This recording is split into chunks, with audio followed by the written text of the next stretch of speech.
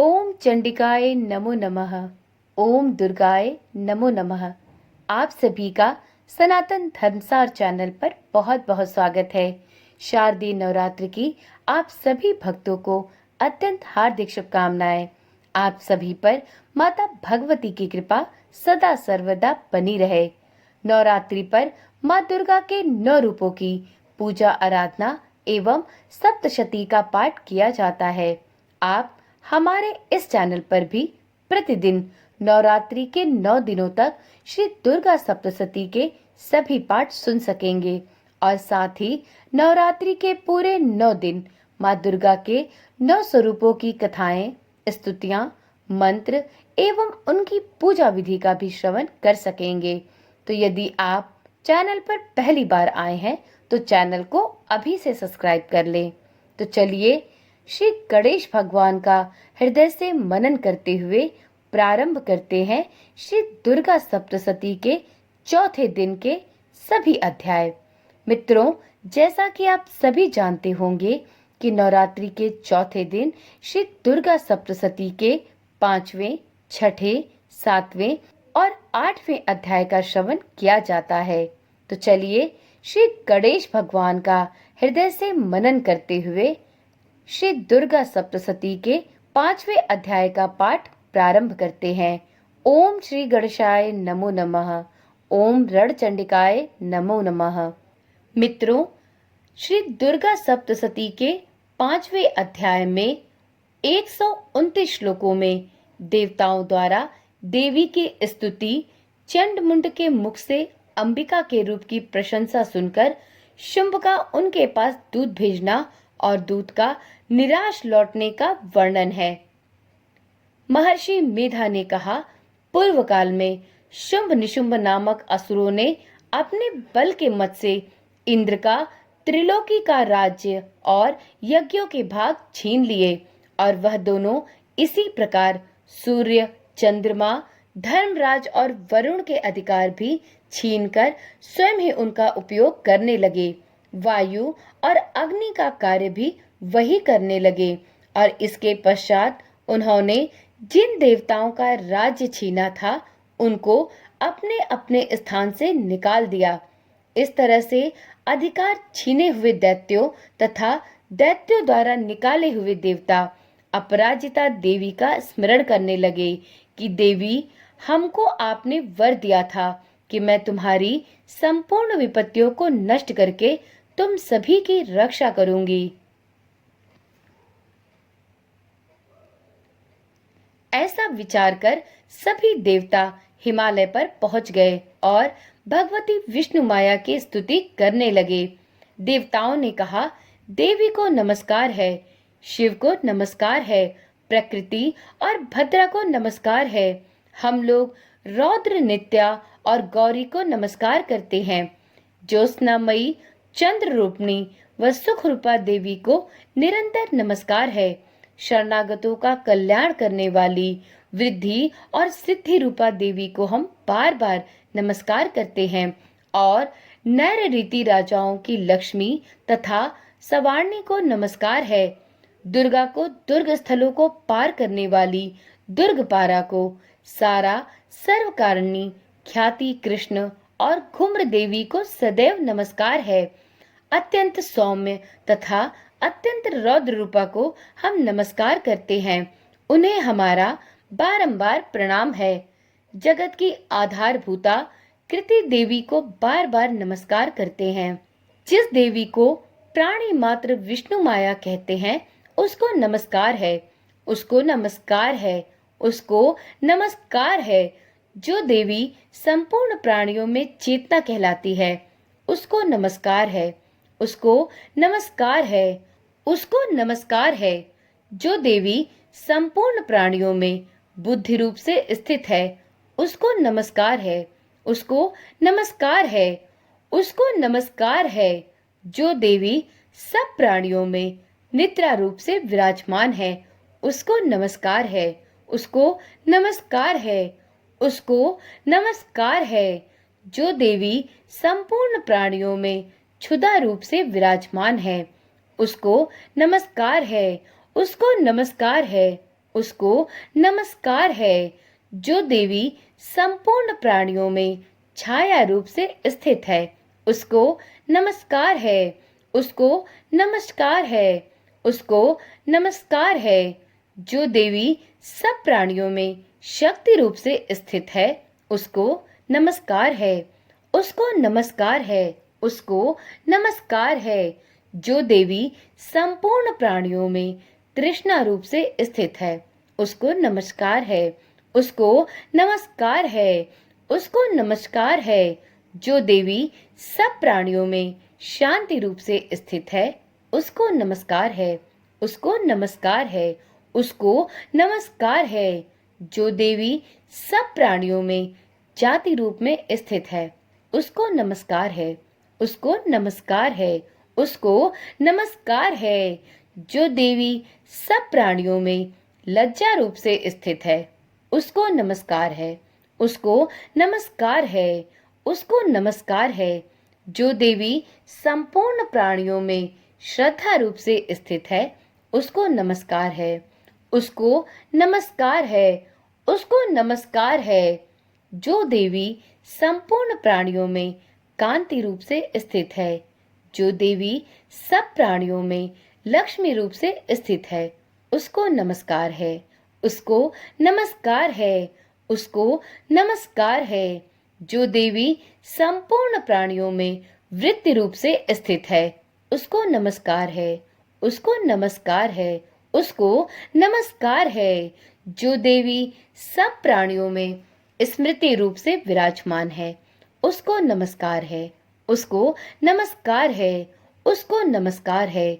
जो देवी सब प्राणियों में दया रूप से स्थित है, उसको नमस्कार है। उसको नमस्कार है।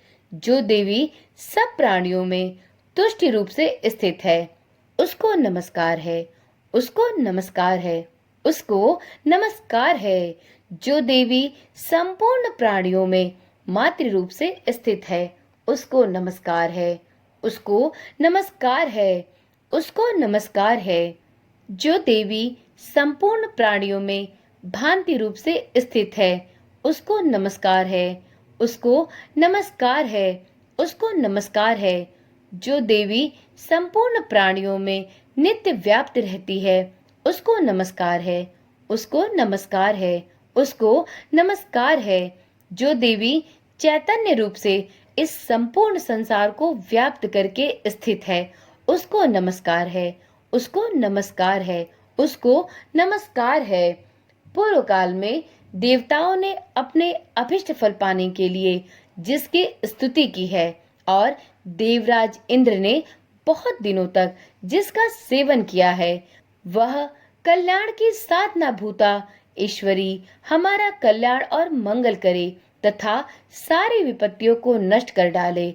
असुरों के सताए हुए हम संपूर्ण देवता उस परमेश्वरी को इस समय नमस्कार करते हैं तथा जो भक्ति पूर्वक स्मरण किए जाने पर तुरंत ही सब विपत्तियों को नष्ट कर देती है, वह जगदम्बा इस समय भी हमारा मंगल करके हमारी समस्त विपत्तियों को दूर करे। महर्षि मेधा ने कहा, हे राजन, इस प्रकार जब देवता स्तुति कर रहे थे तो उसी समय पार्वती देवी गंगा में स्नान करने के लिए आईं। तब उनके शरीर से प्रकट होकर शिवा देवी बोली, शुंभ दैत्य के द्वारा स्वर्ग से निकले हुए और निशुंभ से हारे हुए यह देवता मेरी स्तुति कर रहे हैं। पार्वती के शरीर से अंबिका निकली थी, इसलिए उनको संपूर्ण लोक में कौशिकी कहते हैं। कौशिकी के प्रकट होने के पश्चात पार्वती देवी के शरीर का रंग काला हो गया और वह हिमालय पर रहने वाली कालिका देवी के नाम से प्रसिद्ध हुई। फिर शुंभ और निशुंभ के दूत चंड मुंड वहां आए और उन्होंने परम मनोहर रूप वाली अंबिका देवी को देखा। फिर वह शुंभ के पास जाकर बोले, महाराज, एक अत्यंत सुंदर स्त्री हिमालय को प्रकाशित कर रही है। वैसा रंग रूप आज तक हमने किसी स्त्री में नहीं देखा। हे असुरेश्वर, आप यह पता लगाएं कि वह महिला कौन है और उसको ग्रहण कर लें। वह स्त्री स्त्रियों में रत्न है। वह अपनी कांति से 10 दिशाओं को प्रकाशित कर रही है। वह जहाँ स्थित है वह हिमालय है, इसलिए आपका उसको देखना उचित है। हे प्रभु, तीनों लोकों के हाथी, घोड़े और मणि इत्यादि जितने रत्न हैं, वह सब इस समय आपके घर में शोभायमान है। हाथियों में रत्न रूप एरावत हाथी और उच्च श्रवा नामक घोड़ा तो आप इंद्र से ले आए हैं। हंसों द्वारा जुता हुआ विमान जो कि ब्रह्मा जी के पास था, अब वह आपके पास है। और यह महापद नामक खजाना आपने कुबेर से छीना है। समुद्र ने आपको सदा खिले हुए फूलों की किंजली नामक माला दी है। वरुण का कंचन की वर्षा करने वाला छत्र आपके पास है। रथों में श्रेष्ठ प्रजापति का रथ भी आपके पास ही है। हे दैत्येंद्र, मृत्यु से उत्क्रांतिका नामक शक्ति भी आपने छीन ली है और वरुण का पाश भी आपके भ्राता निशुंभ के अधिकार में है। और जो अग्नि में न जल सके ऐसे 2 वस्त्र भी अग्निदेव ने आपको दिए हैं। हे दैत्यराज, इस प्रकार सारी रत्न रूपी वस्तुएं आप संग्रह कर चुके हैं, तो फिर आप यह कल्याणकारी स्त्रियों में रत्न रूप अनुपम स्त्री क्यों नहीं ग्रहण करते? महर्षि मेधा बोले। चंड मुंड का यह वचन सुनकर शुंभ ने विचारा कि सुग्रीव को अपना दूत बनाकर देवी के पास भेजा जाए। प्रथम उसको सब कुछ समझा दिया और कहा कि वहां जाकर तुमको उसको अच्छी तरह से समझाना है और ये उपाय करना जिससे वह प्रसन्न होकर तुरंत मेरे पास चली आए। भली प्रकार समझाकर कहना। दूत सुग्रीव पर्वत के उस रमणीय भाग में पहुंचा जहां देवी रहती थी। दूत ने कहा, हे देवी, दैत्यों का राजा शुंभ जो इस समय तीनों लोकों का स्वामी है, मैं उसका दूत हूँ और यहाँ तुम्हारे पास आया हूँ। संपूर्ण देवता उसकी आज्ञा एक स्वर से मानते हैं। अब जो कुछ उसने कहला भेजा है वह ध्यान पूर्वक सुनो। उसने कहा है, इस समय संपूर्ण त्रिलोकी मेरे वश में है और संपूर्ण यज्ञों के भाग को पृथक पृथक मैं ही लेता हूँ और तीनों लोकों में जितने श्रेष्ठ रत्न है वह सब मेरे पास है। देवराज इंद्र का वाहन एरावत भी मेरे पास है जो मैंने इंद्र से छीन लिया है। उच्च श्रवा नामक घोड़ा जो क्षीर सागर मंथन करने से प्रकट हुआ था, उसे देवताओं ने मुझे समर्पित किया है। हे सुंदरी, इनके अतिरिक्त और जो भी रत्न भूषण सारे पदार्थ देवताओं के पास थे वह सब अब मेरे पास हैं। हे देवी, मैं तुम्हें संसार की स्त्रियों में रत्न मानता हूँ क्योंकि रत्नों का उपभोग करने वाला मैं ही हूँ। हे चंचल कटाओं वाली सुंदरी, अब यह मैं तुझ पर छोड़ता हूँ कि तू मेरे या मेरे भाई महापराक्रमी निशुंभ की सेवा में आ जाए। यदि तू मुझे वरेगी तो तुझे अतुल महान ऐश्वर्य की प्राप्ति होगी। अतः तुम अपनी बुद्धि से यह विचार कर मेरे पास चली आओ। महर्षि मेधा ने कहा। दूत के ऐसा कहने पर संपूर्ण जगत का कल्याण करने वाली भगवती दुर्गा मन ही मन मुस्कुराईं और इस प्रकार कहने लगी। देवी ने कहा, हे दूत, तू जो कुछ कह रहा है वह सत्य है, इसमें किंचित मात्र भी झूठ नहीं है। शुंभ इस समय तीनों लोकों का स्वामी है और निशुंभ भी उसी की तरह ही पराक्रमी है, किंतु इसके संबंध में मैं जो प्रतिज्ञा कर चुकी हूँ उसे मैं कैसे झुटला सकती हूँ। अतः तू मैंने जो प्रतिज्ञा की है उसे सुन।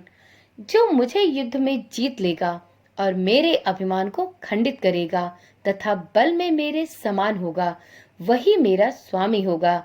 इसलिए शुंभ अथवा निशुंभ यहाँ आवे और युद्ध में जीतकर मुझसे विवाह कर ले।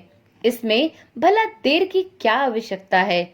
दूत ने कहा, हे देवी, तुम अभिमान में भरी हुई हो, मेरे सामने तुम ऐसी बात न करो।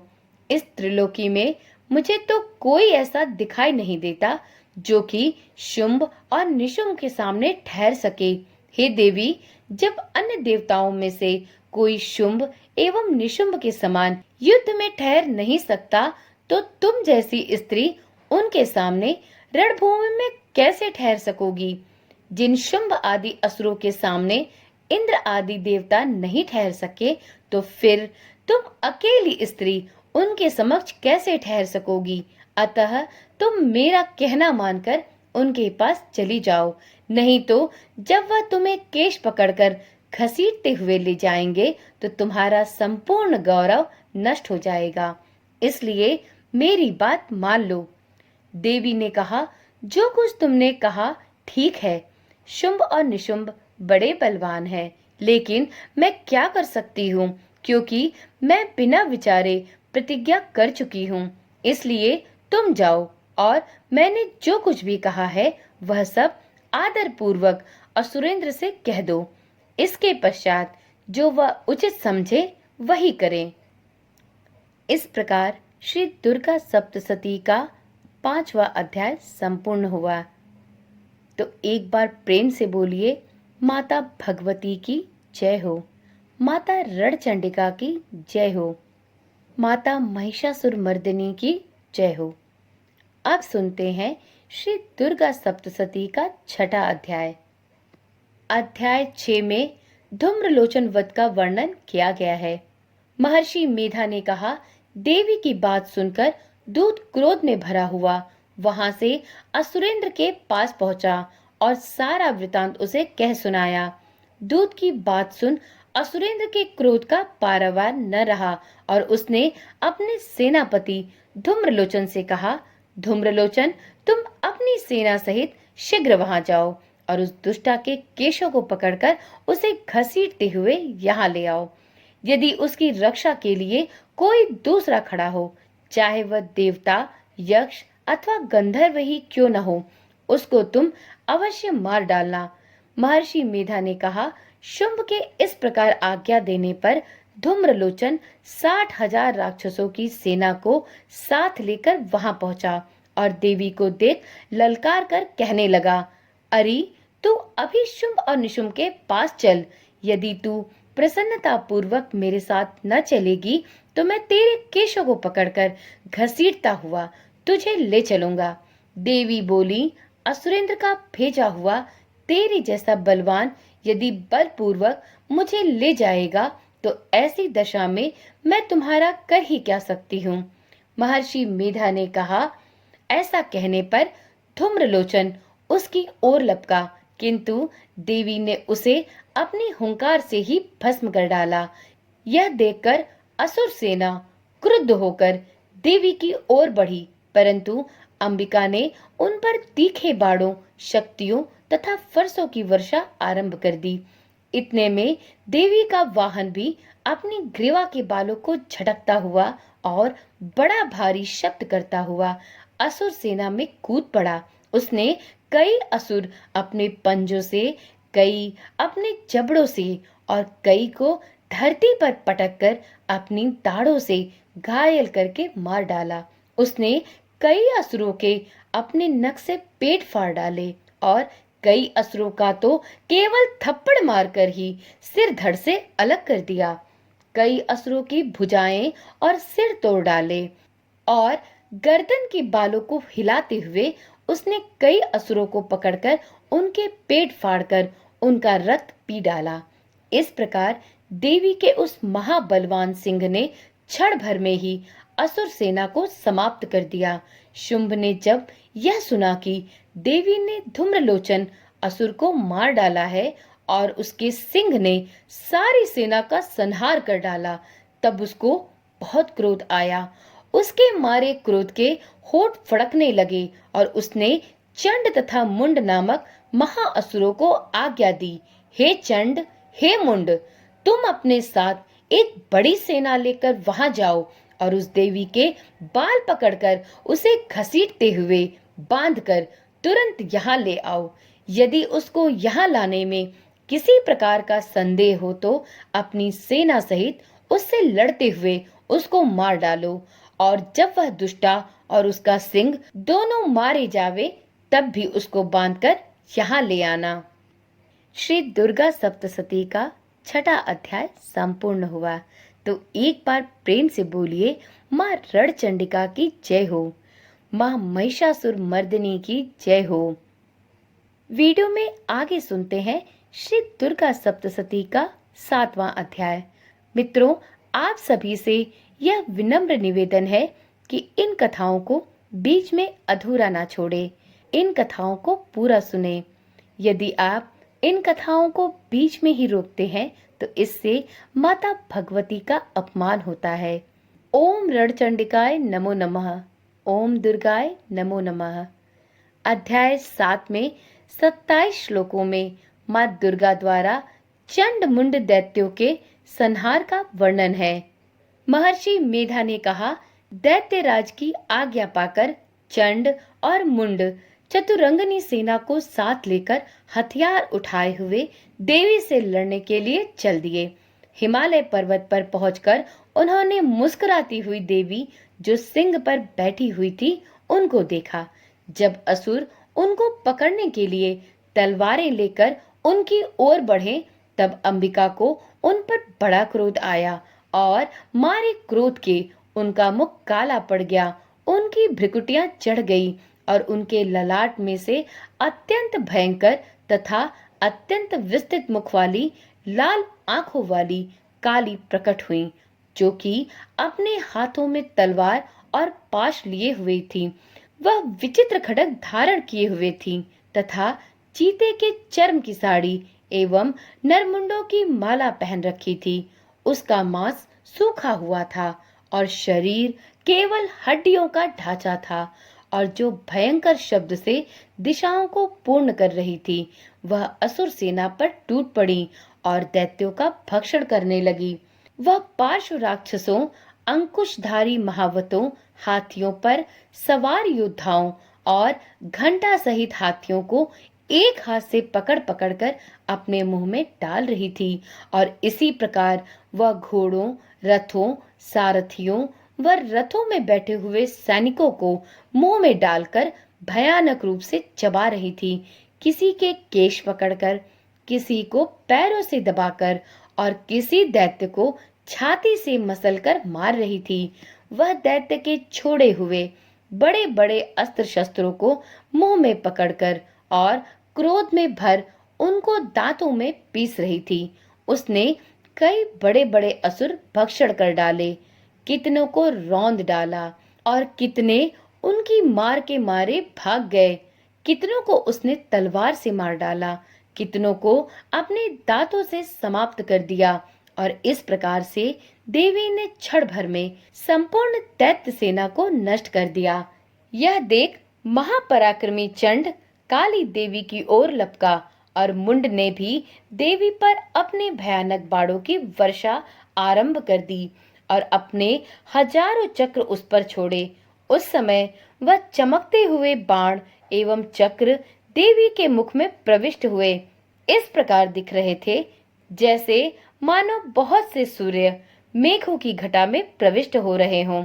इसके पश्चात भयंकर शब्द के साथ काली ने अत्यंत जोश में भरकर विकट अट्टहास किया। उसका भयंकर मुख देखा नहीं जाता था। उसके मुख से श्वेत दांतों की पंक्तियां चमक रही थी। फिर उसने तलवार हाथ में लेकर शब्द कहकर चंड के ऊपर आक्रमण किया और उसके केश पकड़कर उसका सिर काटकर अलग कर दिया। चंड को मरा हुआ देखकर मुंड देवी की ओर लपका, परंतु देवी ने क्रोध में भरे उसे भी अपनी तलवार से यमलोक पहुंचा दिया। चंड और मुंड को मरा हुआ देखकर उसकी बाकी बची हुई सेना वहां से तत्पर होकर भाग गई। इसके पश्चात काली चंड और मुंड के कटे हुए सिरों को लेकर चंडिका के पास गई और प्रचंड अट्टहास के साथ कहने लगी, हे देवी, चंड और मुंड दो महादैत्यों को मारकर तुम्हें भेंट कर दिया है। अब शुंभ और निशुंभ का वध तुमको स्वयं करना है। महर्षि मेधा ने कहा, वहां लाए हुए चंड और मुंड के सिरों को देखकर कल्याणकारी चंडी ने काली से मधुर वाणी में कहा, हे देवी, तुम चूंकि चंड और मुंड को मेरे पास लेकर आई हो, अतः संसार में चामुंडा के नाम से तुम्हारी ख्याति विख्यात होगी। इस प्रकार श्री दुर्गा सप्तशती का 7वां अध्याय संपूर्ण हुआ। तो एक बार प्रेम से बोलिए, माता चामुंडा की जय हो, माता रणचंडिका की जय हो, माता काली की जय हो। वीडियो में अब सुनते हैं नवरात्रि के चौथे दिन सुने जाने वाले श्री दुर्गा सप्तशती के 8वें अध्याय को। ओम रणचंडिकाय नमो नमः। ओम दुर्गाय नमो नमः। श्री दुर्गा सप्तशती के अध्याय 8 में 63 श्लोकों में माँ दुर्गा द्वारा रक्त बीजवत का वर्णन है। महर्षि मेधा ने कहा, चंड और मुंड नामक असुरों के मारे जाने से और बहुत सी सेना के नष्ट हो जाने से असुरों के राजा प्रतापी शुंभ ने क्रोध युक्त होकर अपनी संपूर्ण सेना को युद्ध के लिए तैयार होने की आज्ञा दी।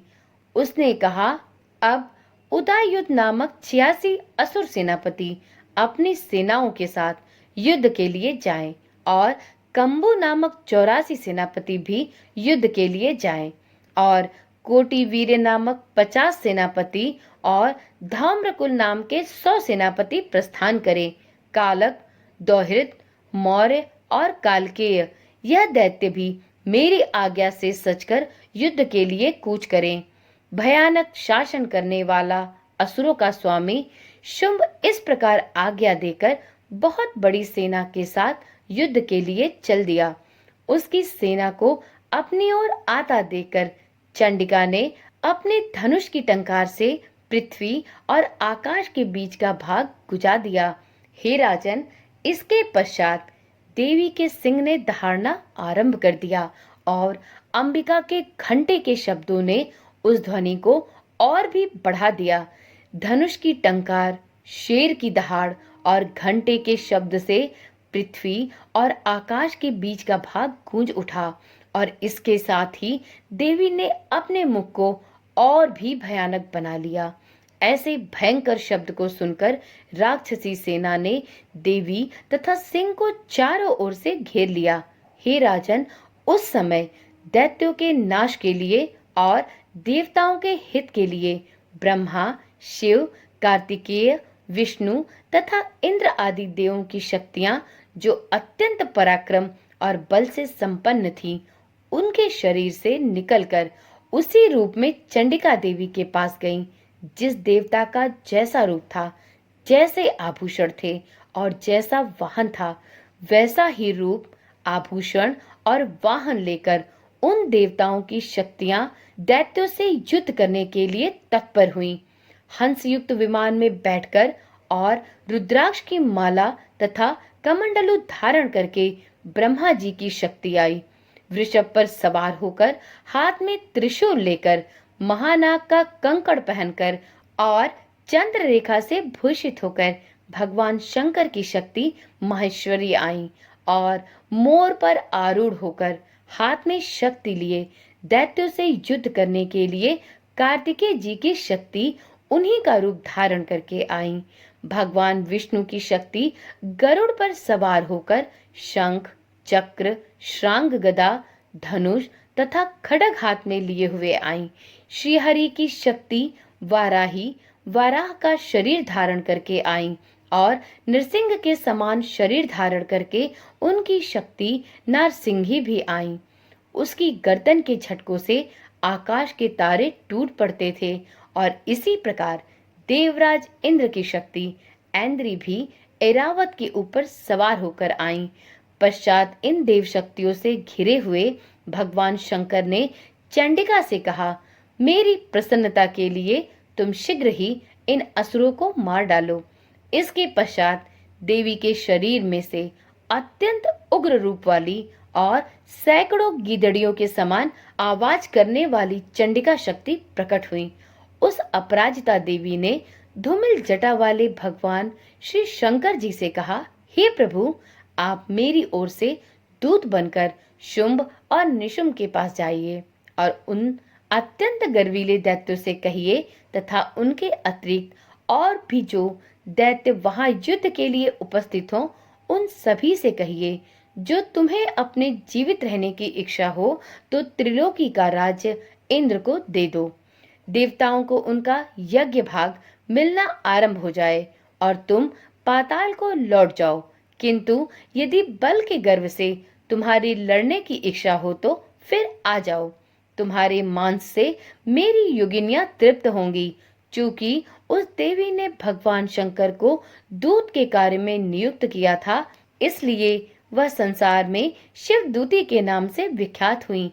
भगवान शंकर से देवी का संदेश पाकर उन दैत्यों के क्रोध का कोई पारावार न रहा और वह जिस स्थान पर देवी विराजमान थी वहां पहुंचे और जाने के साथ ही उस पर बाणों और शक्तियों की वर्षा करने लगे। देवी ने उनके फेंके हुए बाणों, शक्तियों, त्रिशूल और फरसों को अपने बाणों से काट डाला और काली देवी उस देवी के साथ आगे खड़ी होकर शत्रुओं को त्रिशूल से विदीर्ण करने लगी और खड़वांग से कुचलने लगी।